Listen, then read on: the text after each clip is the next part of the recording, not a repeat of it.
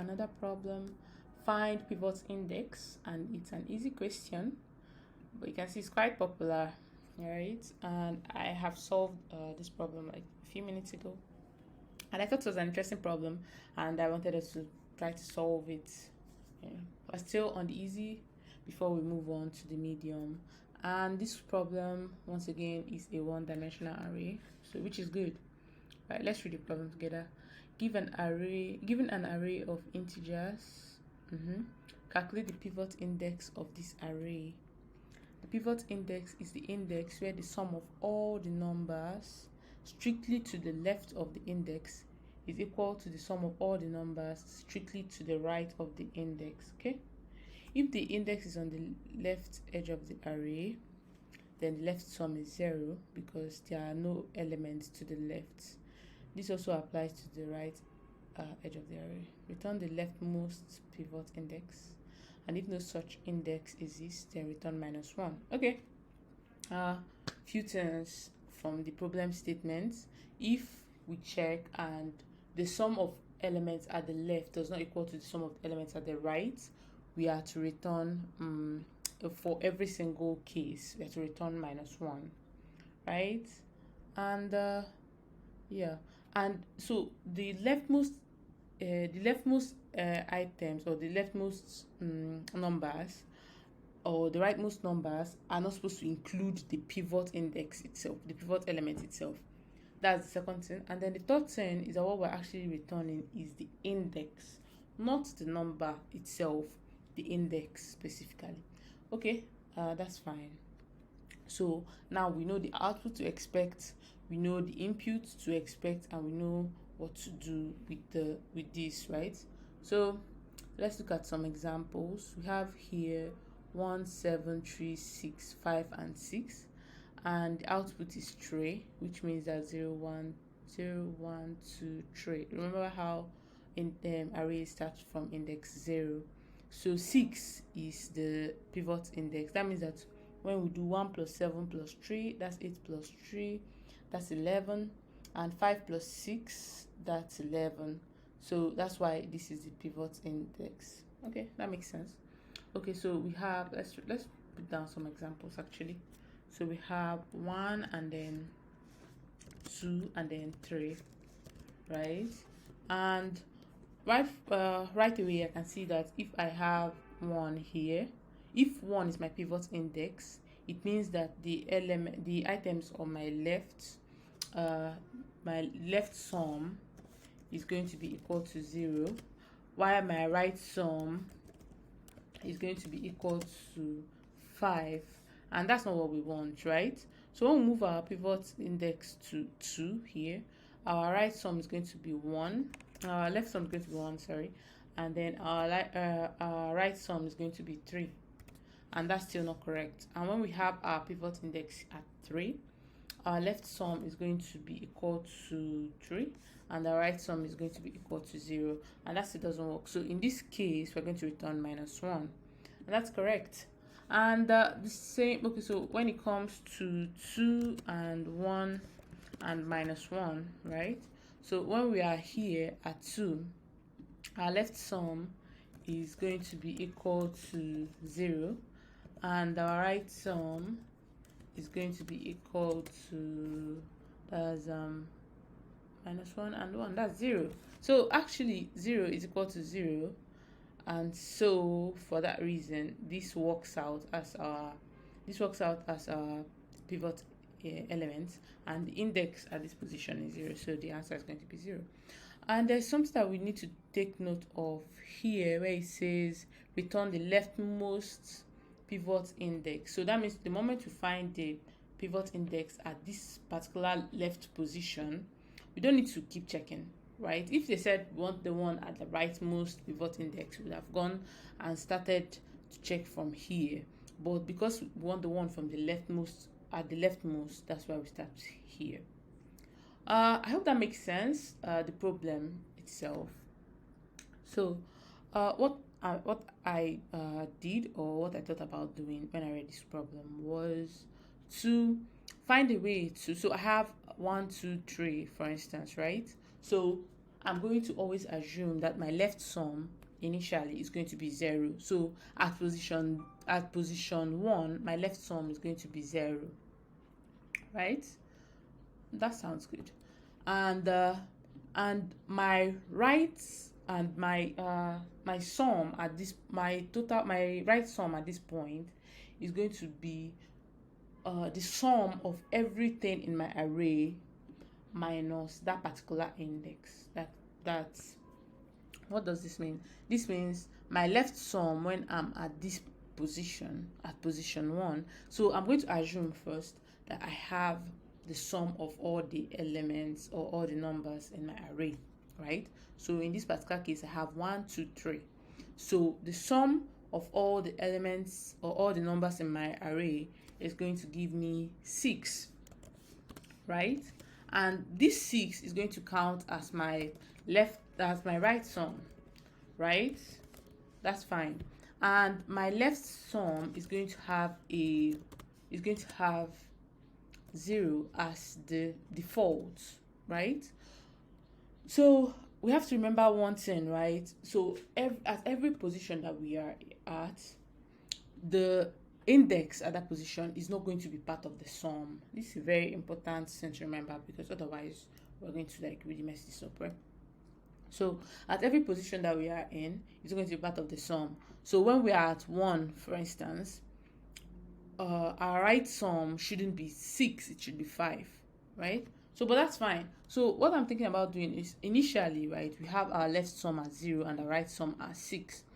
That's okay. So when we are at index 1, at this position, our left sum is still 0, but our right sum is going to be 6 minus 1, which is going to be 5, right? And then all we have to check is our left sum the same with our right sum? And if it's the same, then we just return the index at that position. But if it's not, we keep going down. We keep going to the right until we can't go to the right anymore. I hope this makes sense, but I'm just going to code it up, and yeah, we'll see what what that looks like. Okay, so I'm going to declare my variables here, and then by default, if I finish going through every item in this particular array, and I don't have an index that meets this problem statement, then we definitely just want to return -1. So this is like our base case, right? For yeah. So and then we definitely need to run through the loop, as we need to go through this nums array. So find the by loop. So that's what we'll do here. Okay, so here we are going to have our left sum, which, like I said, we're going to initialize with 0. Then we're going to have our right sum. You know what? I'm going to try to maintain the naming convention that they've used. So they use the camel case here. So I'm also going to use the camel case here. Okay, so right sum initially is going to be the sum of all the items or all the numbers in the array, right? And we can do that using array.reduce, right? So all we need to do is to do A and B here, and do A plus B, right? And that should work out fine first. That should work out just fine. Okay, so this should give us the sum of all the numbers in this particular array. So that's fine. So I think these are variables. These are our variables. Do we need something else? No, I don't think so. Okay, so now we find, this is the main function. So we have for let I equal to 0. I is less than nums.length I plus plus. So essentially what I'm saying is we should start from the position 0, and as far as it's less than the length, which we already currently know the length for this particular one is going to be 3, but we want to stop at this position. That's when I is equal to 2. So that's why I'm checking only for, I'm only going to increase I as far as it's less than the length of the number. Okay, so that's great. So before we start, we're going to reduce the right sum, because remember, the number at the index should not be part of what we should not be part of the sum, right? That's very important. So right sum is going to be minus equals the number at that particular position, and then we just want to check if left sum is equal to right sum, and if it is, we want to return the index, right? Yeah. So but what if it isn't? What do we want to happen to the left sum? We want to add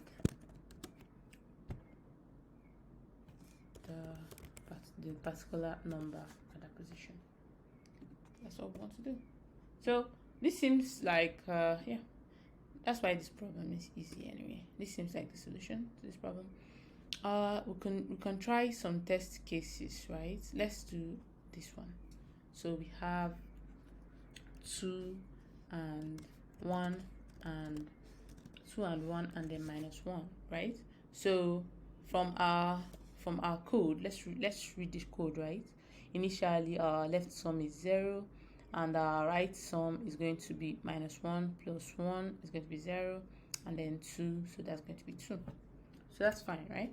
So we come to this, so inside our loop right now at position 0, that's where we have 2, right? I check, okay, is I less than number the length? Yeah, it is. So I plus plus, that's good. Then we say the right sum, then we subtract the particular number from the right sum. So the particular number at this point is 2, right? So at this point we have 0. And then we check, is left sum equal to right sum? And that's correct. And then we just return 0 as our index. This was easy. Okay, let's try 1, 2, 3. That shouldn't work, right? So for 1, 2, 3, okay, you know what? Let me put this up here. Oh, great. 3. Okay, so initially our left sum is 0, our right sum is going to be 6. That's fine. So when we have left sum, okay, so initially when we're here, our right sum is going to be reduced by 1, so it's 5, and then so it's 0 and 5, so that doesn't work out for us.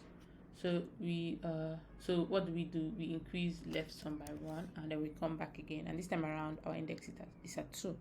So our index has 2, we reduce this one, it becomes 3, right? And we check, is 1 equal to 3? Is not equal to 3, so we increase this one by the 2, and then we have 3, right? And then next time around we say it's right sum, so we are at this position 3 now, right? And right sum is going to be 3 minus 3 here, so it's going to be 0. And we check, is 3 equal to 0? It's not equal to 0. So because it's not equal to 0, yeah, left sum is now going to be 6. But this time around it doesn't get back here, right? And because we have this fail safe here, it just returns minus 1. So that's correct, and that's fine. I don't know if we can have any more. Okay, it says that our number, okay, we must always have a value. So for instance, if we have just 1, right, our left sum is 0 and our right sum is 1, right? And it gets into this array at this point, and we have I as 0 and I is less than numbers of length. Yeah, I plus plus, good. Okay, and our right sum is just going to be right sum, that's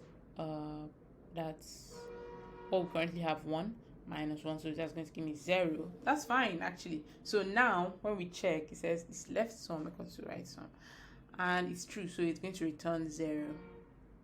So yep, if we have one element in array, it's supposed to return 0 as the pivot index. Great, let's run the code and see if this works out. I like to use all my example test cases just in case, then I submit. Yay. Okay, so yeah, that was the solution, guys. If you think you would have solved this problem in a much easier way, most definitely leave a comment